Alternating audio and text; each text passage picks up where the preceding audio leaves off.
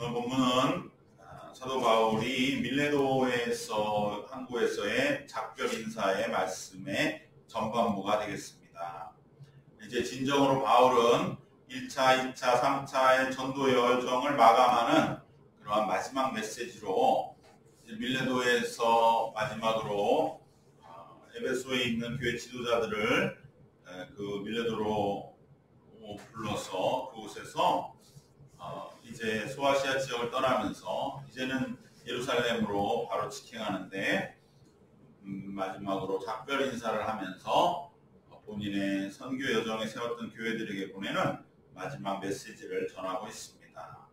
이제 교회는 온전히 그들의 손에 맡겨지고 그들은 이제 교회를 세워 나아가는 그러한 임무를 맡게 되고 그 일들을 바울은 부탁하면서 또 그들이 마지막으로 새겨야 할 그러한 것이 무엇인가, 정말 또한 우리가 이 생이 다하는 날까지 또한 우리에게도 어떻게 살아야 하는지에 대하여 남기는 말씀이 오늘 말씀이 됩니다. 참으로 유명한 밀레도에서의 작별 인사의 말씀인 것입니다.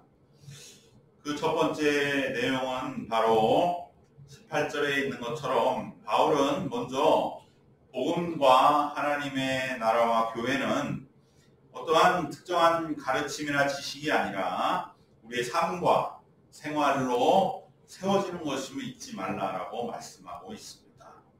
18절 말씀은 이렇게 말씀합니다. 오매 그들에게 말하되 아시아에 들어온 첫날부터 지금까지 내가 항상 여러분 가운데서 어떻게 행하였는지를 여러분도 아는 바입니다 라고 말씀합니다.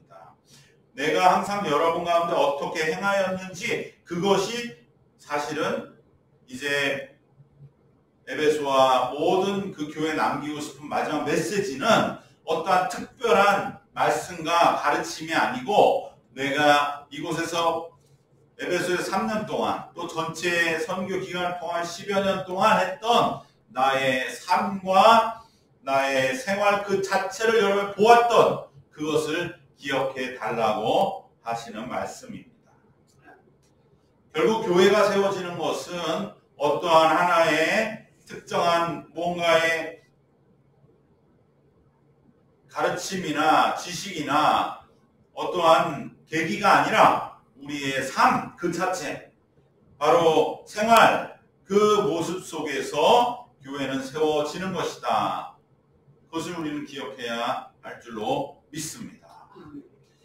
이것은 바울이 나를 본받아 나를 따르는 단순한, 그래서 은근히 자신의 삶이 온전하고 완벽했다는 것을 말하는 것이 아닙니다. 바울이 이들에게 진정으로 말하고 싶은 1번 메시지는 자기 자신도 완전하진 않았지만 그럼에도 내가 어떻게 했는지를 기억해 달라고 하는 것은 교회와 신앙은 삶으로, 생활로 믿음은 전해지는 것이고 교회는 세워지는 것임을 바울은 첫 번째로 강조하고 싶은 것입니다. 이것은 우리에게 어떤 완전한 삶을 살라는 것이 아니라 믿음과 신앙은 삶 그 자체로 전해지는 것이고 또 교회는 그러한 하나님 앞에서 예수도를 믿으며 신실하게 살고자 하는 성도들의 끝없는 삶 속에서의 그 애씀을 인하여 세워지는 것임을 말씀합니다.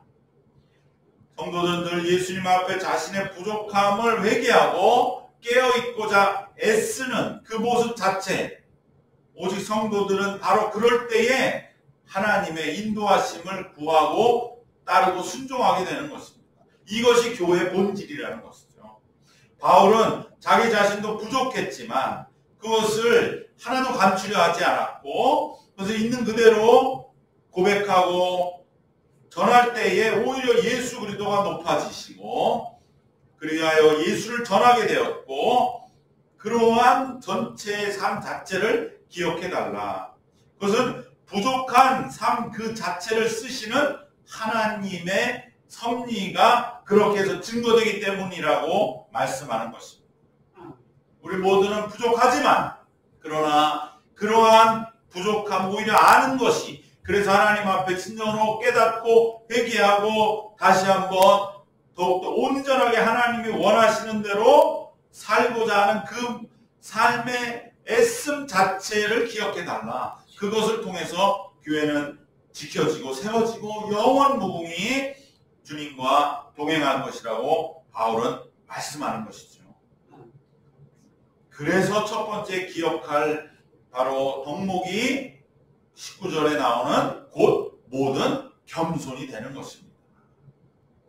바울은 다른 것보다도 그 소아시아의 모든 교회들에게 전해지기 원한 첫 번째 주제는 겸손이었던 것은 무엇이냐?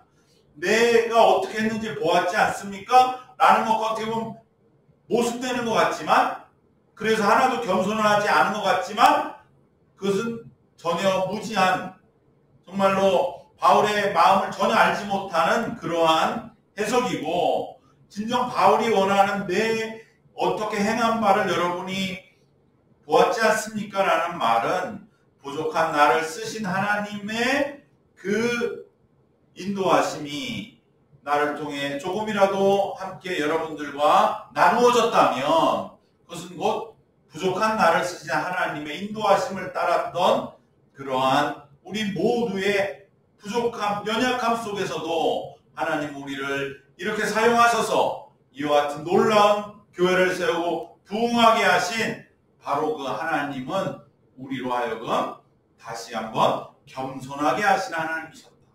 우리는 그러한 겸손함으로 부족한 바울을 쓰시는 하나님의 손에 잡혀서 나는 쓰임을 받아온 것을 여러분 다 보았지 않습니까? 라고 말하면서 이러한 사역을 할 수 있었던 것은 바울 자신의 능력과 재주와 힘이 아니기 때문에, 자신은 그렇기 때문에 겸손함으로 교회를 섬겼다는 결론이 내려진다고 하면 바로 그 겸손함을 잃지 말아달라고 강조하는 것입니다. 여러분, 겸손은 동양에서의 겸손이 아닙니다. 그저 예를 갖춘다, 뭔가 다른 사람에 대한 의식을 하여서 자기에게 예와 허식으로 대하는 것이 아니고, 겸손은 무엇이냐? 내 자신에 대한 명확한 인식입니다. 내가 누구냐? 내가 누구냐를 끝까지 알아가는 것입니다. 그럴 때 우리는 십자가 앞에서만이 내 자신을 정확히 알 수 있다고 하는 그러한 결론에 도달하지 않을 수가 없습니다. 그럴 때 우리는 다시 한번 나의 삶의 여러 가지 어려움과 짐과 때로는 고통과 원망과 불평과 탄식에도 불구하고 십자가 앞에서 발견한 내 모습은 여전히 그러한 부족한 나를 놓지 않으시고 붙잡아 주시고 다시금 일어서도록 끝까지 우리를 손잡아 주시는 하나님의 사랑 앞에 무릎 꿇고 회개하면서 내 자신을 발견하는 바로 그것이 진정한 겸손이 되는 줄로 믿습니다. 또한 겸손은 자기 자신이 높아지기 위하여 노력했던 일들을 스스로 낮추는 매우 적극적인 마음입니다. 그러니까 높아질 것도 없는 사람이 겸손한 건 말이 안 되는 거죠.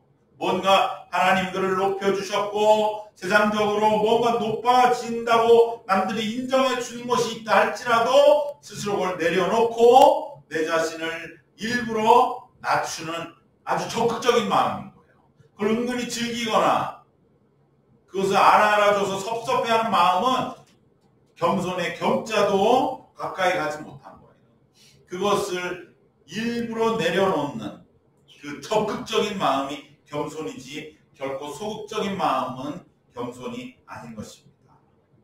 그렇기 때문에 겸손은 어떠한 어려움이 있더라도 세상은 사랑으로 충만하다고 하는 것을 인정하는 것입니다. 사랑받는 자만이 겸손할 수 있습니다. 사랑받지 못하는 사람은 겸손하기 참 어렵습니다. 왜? 나를 이렇게 나를 버리는 이 세상에서 내가 겸손할 게 뭐가 있어? 나를 이렇게 억누르고 짓밟고 무시하는 세상에서 나는 고개 쳐 더 들고 겸손은 나한테 말도 꺼내지 마. 이러기가 쉽다 이 말이에요. 진짜 내가 겸손하려면 어떠한 상황에서 나는 사랑받는 사람이다. 나는 사랑을 많이 받았다. 그래서 남들이 나를 때로는 서운하게 하고 때로는 누를 찌라도 내가 받은 상이 더 크기 때문에 그 모든 것 앞에서 나는 그를 대적하거나 내 스를 높이지 않고 오히려 내가 가야 할 길을 한 걸음 한 걸음 꾸준히 가면서 용납할 수 있는, 그리고 오히려 내가 사랑받은 것에 대해 감사할 수 있는 아주 원숙한 마음이 겸손인 것입니다. 바울은 이것을 기억해 달라는 것이죠.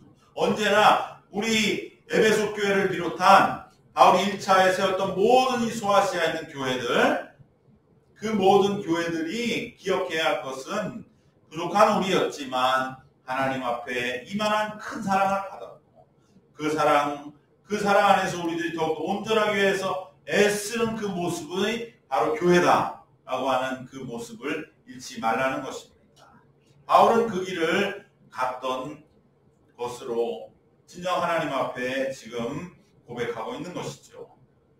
사실 다른 모든 종교의 지도자들, 회당에서의 지도자들이나 당시 초대교회 거짓 교사들은 겉으로는 겸손한 것 같았지만 진정 그 안에는 엄청난 교만이 있었고, 바로 그러한 그 모습이 바울은 보여지기 원치 않은 것이죠. 교회는 다르다. 바울은 진정 낮은 자로서 그렇게 감사하며 섬겼던 것은 오직 예수 그리스도께서 가장 낮은 길을 가시면서도 하나님의 사랑을 가장 많이 받은 자라고 예수님이 스스로 여기시고 예수님께서 그 모든 사명을 기쁨으로 감당해 내셨기 때문인 줄 바울은 증거하고 있습니다. 바로 우리도 이러한 겸손함을 회복하고 올 한해 늘 지켜나감으로 인하여 우리가 우리 스스로의 마음밭이 늘 평화롭고 나는 사랑받은 자다 라고 하는 분명한 그러한 나의 그 사랑의 그러한 부드러움이, 그 아름다움이 표현되고 우러나는 그러한 삶을 올 한해 지켜나가시기를 주님의 이름으로 축원합니다. 두 번째로 바울은 이어서 눈물과 인내를 기억하라고 말씀합니다. 우리가 이건 더 말할 것 없이 교회는 눈물로 세워지는 것이죠. 교회는 다른 것이 아닙니다. 얼마만큼 내가 눈물을 흘렸느냐에 따라서 교회는 세워지는 것이다. 우리가 정말 겸손을 잃지 않고 이웃을 섬기고 용납하고 전도하고 선교함으로 인하여 세상에 부딪힐 때에 우리는 많은 눈물을 흘리지 않을 수 없고, 그러나 그 눈물이야말로 영광된 것이요 그 눈물로 인내할 때 교회는 세워지는 것임을 잊지 말라고 바울은 말씀합니다. 바울이 에베소와 이 소아시아 지역의 교회를 세워나가며 흘렸던 눈물은 영광된 것이었다. 바로 교회 지도자가 된 당신들은 이러한 눈물을 잊지 말라. 언제나 교회를 위하여 눈물로 기도하며 하나님 앞에 인내할 때 교회는 굳건하게 지켜져 나간다고 말씀하고 있습니다. 신앙인의 정말 위기는 무엇이냐? 눈물이 다 해결되고 그저 웃음만이 넘치는 그러한 신앙생활이 위기가 아니라 눈물 자체가 다 말라버린, 눈물을 더 이상 흘리지 않는 그런 무감각한 신앙생활이 진정한 위기라는 것입니다. 우리는 다시 한번 선교를 위한, 하나님의 교회를 위한 열정이 회복되고, 그리고 이 세상의 불신자들을 진정 불쌍히 여기는 그러한 눈물이 회복된 살아있는 믿음 생활, 그러할 때 우리는 우리가 부딪혀야 할 일들을 회피하지 않고 인내할 현실 앞에서 더욱더 하나님께 눈물로 기도하며 매달리고 현실을 부딪혀 이겨나가는 그러한 삶의 진정한 승리, 그러함으로 인하여 내가 하나님 앞에 살아있다고 하는 그 살아있음을 함께 누려나가시기를 주님의 이름으로 축원합니다. 오늘 마지막 세 번째로 바울은 이제 성령에 매여서 예루살렘으로 가는 그 성령의 역사하심, 이제 이 밀레도에서의 작별 인사를 마지막으로 자신은 성령에 매여 예루살렘으로 가는 그 성령의 역사와 그 인도하심을 말씀하면서 그 길을 가기 위해서 자신은 내 생명을 조금도 귀한 것을 여기지 아니한다고 하는 순교의 결단을 고백하고 있습니다. 오늘 22절부터 24절까지 유명한 구절이죠. 우리 한번 다시 봉독하겠습니다. 22절부터 24절까지 함께 봉독합니다. 보라, 이제 나는 성령에 매여 예루살렘으로 가는데 거기서 무슨 일을 당하는지 알지 못하노라. 오직 성령이 각성에서 내게 증언하여 결박과 환난이 나를 기다린다 하시나 내가 달려갈 길과 주 예수께 받은 사명 곧 하나님의 은혜의 복음을 증언하는 일을 마치려 하면은 나의 생명조차 조금도 귀한 것으로 여기지 아니하노라. 아멘. 바울은 이방인 선교, 즉 세계 선교의 로마로의 비전만을 가지고 있습니다.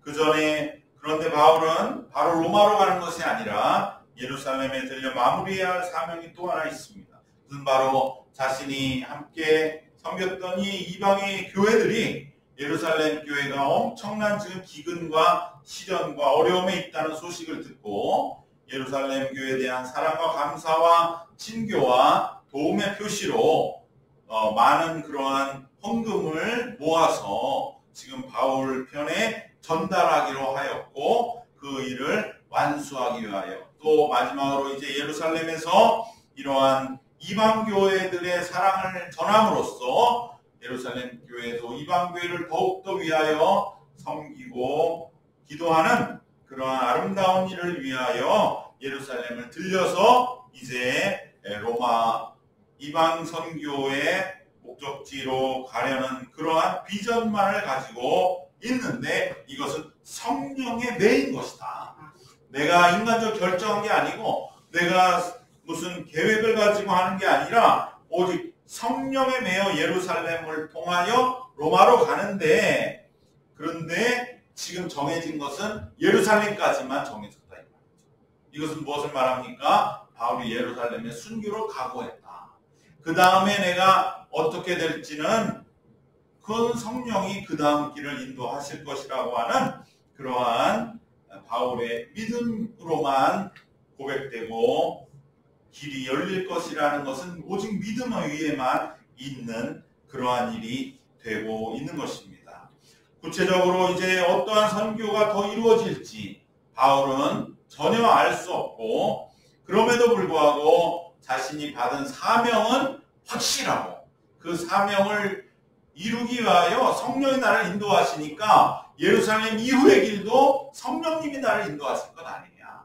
그런데 만일 예루살렘에서 마지막으로 순교로 너의 삶을 마감하라고 하신다면 나는 그 복음을 증언하는 일을 마치면은 나의 생명조차 조금 더 귀한 것을 여기지 않는다. 라고 하는 순교의 결단을 말씀하고 있습니다. 이것은 지난주에 살펴본 것처럼 바울이 고린도 바로 아가야의 맨 끝 바다 끝에서 배 타고 바로 예루살렘으로 가려던 그 길이 암살하려는 위험이 있다고 해서 다시 거꾸로 북쪽으로 육지로 올라가는 그러한 확실한 소문이 들린 그 이후에 바울은 언제나 이제 내가 가는 어떠한 길에서 어떠한 일을 당하더라도 나는 바로 하나님 앞에 가는 그러한 마음을 이제 예측하게 된 것이죠. 바로 그 본거지인 예루살렘에 가는 겁니다. 지금 예루살렘 교회도 사실상 이때에는 보이는 교회는 다 없어지고 지하에서 몰래 예배 드리는 그러한 교회로만 남아 있었어요. 이미 다 교회는 다 무너졌고 그 겉으로는 활동할 수 없는 그렇기 때문에 바울은 더 어려움 속에 그들에게 도움을 주고자 했던 것입니다. 그렇기 때문에 그 예루살렘을 간다는 것은 바울에게는 순교의 순종 그 결단이 없이는 갈 수가 없는데 바울은 성령이 나로 그곳을 가게 하신다.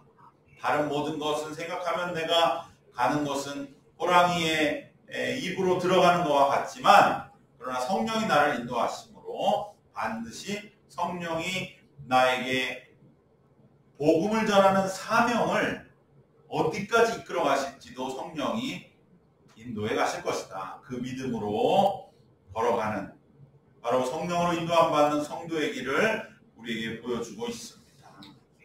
여러분 이것을 우리가 체험할 수 있습니다. 우리도 가야 할 길이 있지만 그 길이 목적지는 확실해요. 이방인 선교라는 목적지는 확실한데 구체적으로 어떻게 갈지 모르는 거예요. 아, 이 길이 맞나? 이 길이 맞나?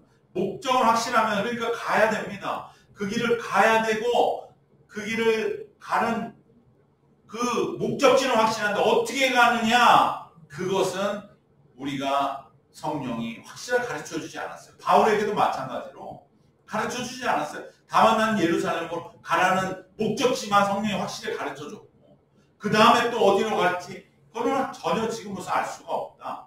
예루살렘 끝날 수도 있고 그 다음에 어디로 갈 수도 있겠지. 그러나 이방인 선교란 사명은 확실하고 그리고 성령은 나를 인도하신다. 우리도 마찬가지입니다. 목적지는 확실합니다. 하나님의 살아계신 구원을 전함으로 영혼을 구원하고 하나님 교회를 세우는 목적지는 확실한데 그 길로 가는 길은 오직 성령이 인도하시는 그 길을 따르면 하나님은 어떻게 하십니까? 바울에게 어떻게 하셨습니까? 예루살렘에서 끝내게 하시지 않았잖아요. 우리가 이제 사도행전의 내용을 다 어지간히 알면 하나님은 놀랍게 예루살렘에서 엄청난 그러한 격려와 힘을 얻게 하시고 바울을 로마까지 가게 하시지 않습니까? 또 가장 안전하게 가장 인간적으로는 힘들지만 정말 하나님 보실 때는 역사하시는 그 섭리를 우리들이 다 체험할 수 있는 그러한 방법으로 기기묘묘하게 로마로 이끌어 가시지 않습니까? 우리에게도 우리가 가는 목적지는 확실합니다. 하나님 그러한 마음으로 주님께 순종하고 결단하고 믿음으로 나가면 구체적인 길은 바울은 다 알 수 없는 그 길로 바울이 예루살렘에서 체포될 줄 어떻게 알았습니까? 거기서 로마 군인들의 호송을 받으며 로마로 가게 될 줄 어떻게 알았어요? 이때만 해도 바울은 어떻게 보면 로마에서 순교를 각오한 것 같아요. 그래도 바울은 여전히 마음에 하나도 여한이 없어요. 왜?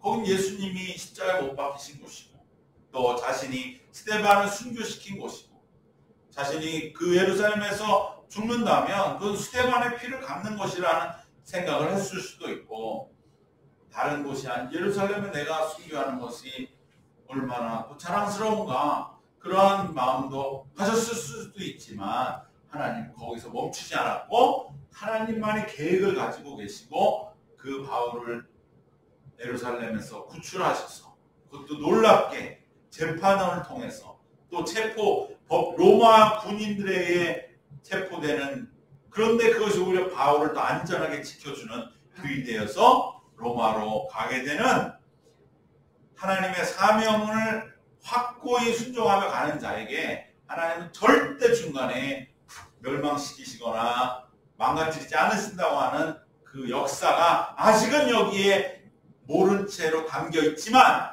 오늘 우리는 다시 이 말씀을 보면서 이러한 성령의 인도하심, 곧 목적지는 확실하나 구체적인 길은 알 수 없는 그럼에도 불구하고 목적은 확실하기에 가기는 가야만 하는 그러한 길로 우리가 한 걸음 한 걸음 주님 순종하며 따라가다 보면 주님은 실로 놀라운 섭리로 구체적인 길을 열어주시는 성령의 인도하심의 체험은 우리의 신앙에 어떤 문제에 부딪혔을 때 우리가 실제로 체험하는 일이고 그것이 오늘 한 해 다시 한번 우리의 체험되시기를 축원합니다.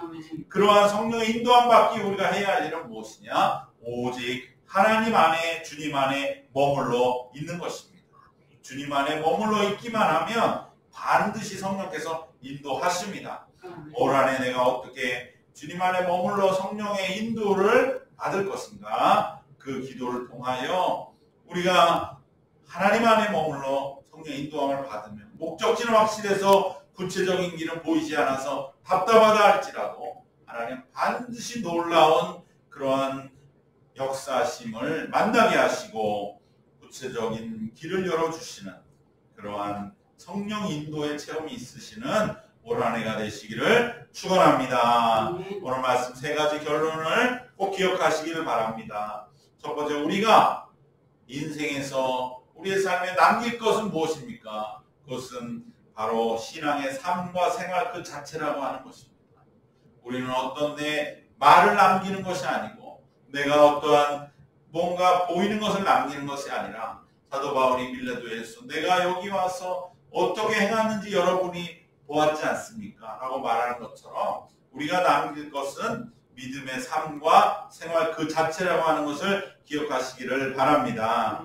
두 번째로 우리는 눈물을 회복하고 우리가 눈물 속에서 견디는 인내의 자리가 영광스러운 길이라고 하는 것을 사도 바울이 말씀하면서 오늘 우리들도 다시 한번 교회를 향한 또 우리의 열정이 회복되는 우리의 눈물을 회복하고 인내의 자리에서 꿋꿋하게 감당해 나가시기를 바랍니다. 마지막으로 우리가 성령의 인도하심, 목적지는 확실하되 구체적인 길은 아직 확실히 보여주지 않아서 우리가 결단하고 순종하며 따라야 할 길이지만 그 길을 우리들이 바울과 같이 고백하며 갈 때 우리의 구체적인 길이 열린다고 하는 이 바울의 모범을 우리가 꼭 기억하면서 이러한 성령의 인도하심을 따름으로 구체적인 길이 열리는 체험이 있으시기를 주님의 이름으로 축원합니다. 기도하겠습니다. 할머니가 충만하신 하나님, 사도 바울이 진정 우리에게 남기고자 하는 이 믿음의 삶, 우리가 삶으로 생활로 전해지는 우리의 믿음의 길이 오늘 우리의 삶 속에서도 점점 세워져 나가고, 그래서 우리들도 이 삶 자체로 신실하게 전해지는 그러한 믿음의 교회를 굳건하게 세워나가게 하여 주시옵시고, 하나님의 뜻 가운데 더욱더 우리들도 주님 안에서 부족하지만 온전해지기 위하여 애쓰는 저희들 되게 인도하여 주시옵소서. 우리의 눈물이 회복되며 인내 자리에서 굳건하게 영광됨을 기억하고 교회를 향한 눈물과 우리의 믿음과 신앙을 향한 열정의 마음의 그 간절함을 다시 회복하는 저희들이 되게 하여 주시옵시며, 그래야 성령의 인도함을 받는, 그리하여 구체적인 모든 일들에도 길이 열리고 환히 보이는 그러한 체험을 이루는 올 한 해가 되도록 우리 하나님께서 친히 인도하여 주시옵소서. 지키시고 인도하신 믿사옵고 우리 주 예수 그리스도의 이름으로 기도드리옵나이다. 아멘.